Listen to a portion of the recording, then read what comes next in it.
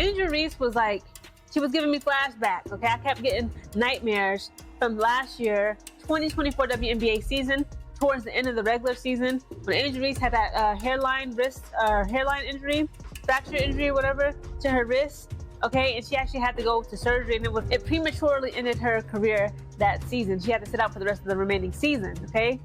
And she kept on grabbing at her wrist. Did you notice the look on Angel Reese's face as she walked off the court? The fear in her eyes said it all. She was holding the same wrist that ended her season last year, and it was clear this wasn't just about physical pain. As she sat on the bench, it felt like she was watching her basketball future flash before her eyes. That same injury had forced her into surgery previously, and now it looked like history was repeating itself. Right before the start of the WNBA season. The timing couldn't be worse, just when women's basketball is finally gaining the spotlight. It deserves. This injury isn't only affecting one star, it's shaking the entire league. She had to go to surgery, and it prematurely ended her career that season. She had to sit out for the rest of the remaining season, okay? And she kept on grabbing at her wrist, and you could tell that she was... Did you catch Angel Reese's injury during those opening minutes of the unrivaled league game? The cameras showed her clearly in pain during the first quarter, repeatedly clutching her wrist and wincing with each movement. Still, she pushed herself to attempt layups, despite the obvious discomfort. It felt like watching a painful déjà vu, Reese reliving the same nightmare injury from last season. Back then, what was initially dismissed as a minor wrist problem turned out to be a serious hairline fracture, requiring surgery and cutting short what had looked like a standout year. And Angel Reese, after injuring her wrist last season, getting surgery on her injured wrist, has now injured her wrist again and looked in severe pain in the Rose win in Unrivaled. What's frustrating is that when Reese first suffered this injury last season, some critics accused her of faking it, questioning her toughness and commitment. But a medical evaluation later confirmed she had a real hairline fracture that required surgery. Now, her determination to play through the pain highlights just how wrong those doubters were. And as she struggles once again with what appears to be the same issue, those critics are likely watching in silence, forced to confront the harsh reality they once dismissed. She kept on grabbing at her wrist, and you could tell that she was in pain. She was doing this in the first quarter of tonight's Unrivaled League game. She was still moving and grooving, trying to make them layups. Again, she was doing her layups, okay? She had energy like the Energizer Bunny. Again, it was very apparent that she was in pain due to her wrist. After pushing through the pain for as long as she could, Angel Reese finally had to admit that she couldn't keep going.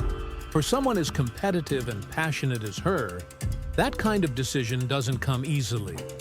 It speaks volumes about how serious the injury truly was. The turning point came during the third quarter, when she realized she had reached her physical limit.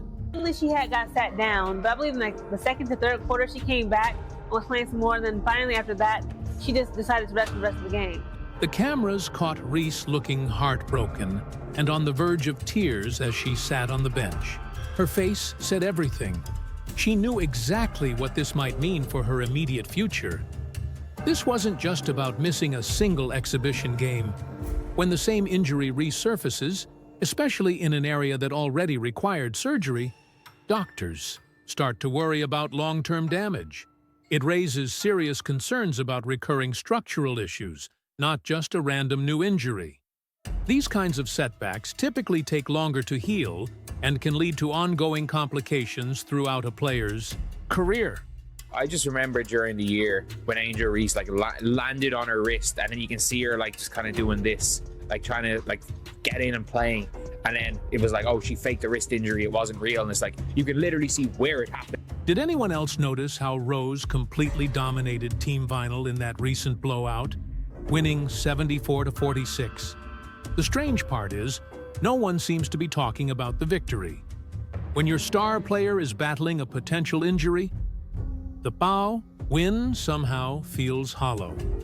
Even in one of the most one-sided games of the season, the bigger story was unfolding on the sidelines. where medical concerns were beginning to overshadow everything happening on the court. There literally was footage of her like on the bench holding her wrist in pain and like looking like almost angry. Look, like people thought from looking at it that she was crying, and it's like, oh no.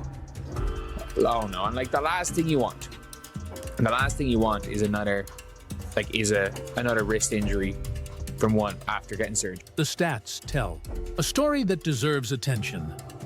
Team Joy Rose delivered an incredible shooting performance. They nailed 9 out of 19 attempts from three-point range, landing a solid 47.4%, and shot 44.8% overall by connecting on 30 of their 67 total field goals. Numbers like these usually spark fan excitement and dominate post-game discussions. But in stark contrast, Team Vinyl had a night to forget, missing all 13 of their three-point shots and making just 18 out of 57 field goals, ending with a dismal 31.6%. Not a single three-pointer made the entire game.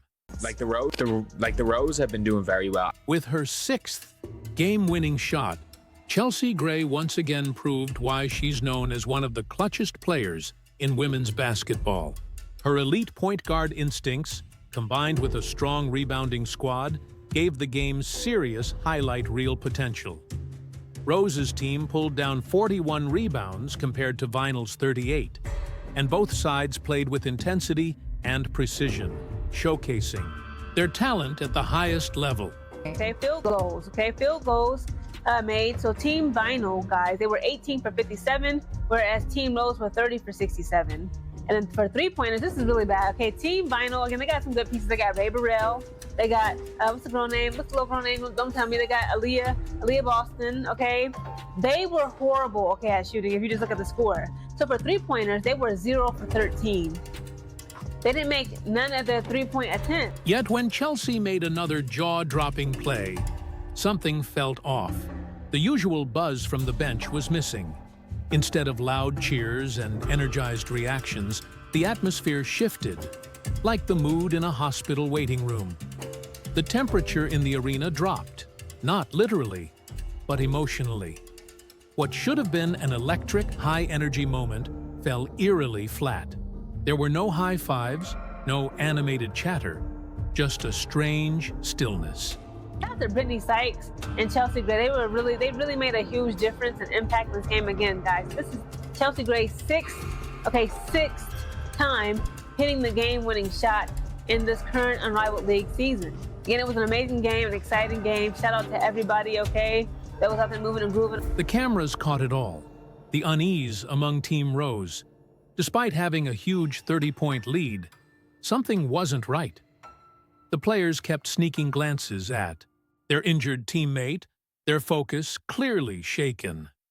The coaching staff was locked in a serious huddle, while the medical team rushed to assess the situation. The arena, instead of erupting in celebration, grew oddly silent. Basketball is usually fueled by energy and excitement, but this game felt more like a solemn pause. The dominance on the court was undeniable, but the real story became what was happening off it. Post-game interviews quickly shifted away from praising performance and focused instead on the uncertainty surrounding Rose's condition. Her brilliance was evident, but the growing concern had taken over the moment. Sorry, the Vinyl stink. The Vinyl stink. They're so bad. Like, even with or without Enrique, like, I predicted them to be my freaking winners. They were my predict. It's heartbreaking to see any player get injured. And sadly, I know there are people out there, cruel ones, who almost enjoy seeing athletes in pain, claiming they're faking it, or mocking their agony on the bench. I don't understand that mindset. The unrivaled league was created with good intentions, to give WNBA players a way to stay sharp and visible during the off-season. It benefits everyone. Players get more court time, fans get more games, and the league grows. But beneath the surface, this seemingly perfect setup has some serious problems. These athletes aren't just playing for fun. They're chasing financial stability and career visibility, often at great physical risk. Imagine being Angel Reese. Your career depends on staying relevant, and turning down a chance to play feels impossible. Saying no might cost you money and media exposure, two things that can completely shape a player's future. 2 months away. The season's 2 months away. If it ends up being another injury, maybe not one that requires surgery, but another serious wrist injury, you're looking now at, I don't know, going into, say, May, June, for her to come back. And sorry, that first game of the season becomes significantly less relevant if Angel Reese is not there. The physical toll on these athletes is alarming. Women's bodies aren't built to endure non-stop basketball without breaks. It's like running a machine without maintenance.